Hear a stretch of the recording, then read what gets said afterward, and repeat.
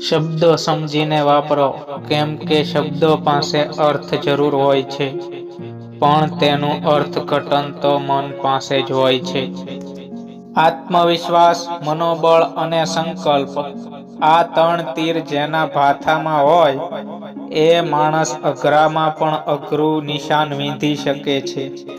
ધ્યેય સુખી થવાનો હોવો જોઈએ, સુખી દેખાવાનો નહીં. જે માણસ સારા કાર્ય કર્યા પછી ફળની આશા રાખતો નથી, એને વળતર આપવાની જવાબદારી ઉપરવાળાની રહે છે. સમય એવો છે કે લોકો નાટક જોઈને રડે છે અને હકીકત જોઈને કહે છે કે આ બધું તો નાટક છે. દુનિયામાં ખાલી બે જ વસ્તુ મફતમાં મળે છે, એક સલાહ અને બીજું ટેન્શન. તમારી વાણી, વિચાર અને વર્તન જ નક્કી કરશે કે સામેનું પાત્ર ફરિયાદ કરશે કે ફરિયાદ. સારું ઉદાહરણ ન બની શકો તો વાંધો નહીં, પણ ખરાબ દાખલો ક્યારેય ન બનશો. કડવા અનુભવથી જે શીખવા મળે છે એ કોઈ પુસ્તક ન શીખવી શકે કે ન કોઈ વ્યક્તિ સમજાવી શકે. જીવનમાં સૌથી મોટો ગુરુ પરિસ્થિતિ હોય છે.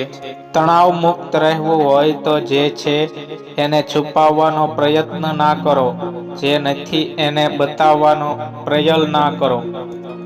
આશા રાખવાનું બંધ કરો અને જે છે એનો સ્વીકાર કરવાનું શરૂ કરશો તો જીવન સરળ બની જશે. સમર્થન અને વિરોધ માત્ર વિચારોનો હોવો જોઈએ, વ્યક્તિનો નહીં. જીવનમાં દરેક નિર્ણય વ્યક્તિના નથી હોતા, કોઈક નિર્ણય પરિસ્થિતિનો પણ હોય છે. કોઈકમાં ખામી દેખાય તો તેની સાથે વાત કરી લેવી, પણ દરેકમાં ખામી દેખાય તો થોડી પોતાની સાથે પણ વાત કરી જ લેવી. નામ, નસીબ અને નફો એ કુદરતનો ખેલ છે. કોને ક્યારે શું આપવું એ ઉપરવાળો જ નક્કી કરે છે.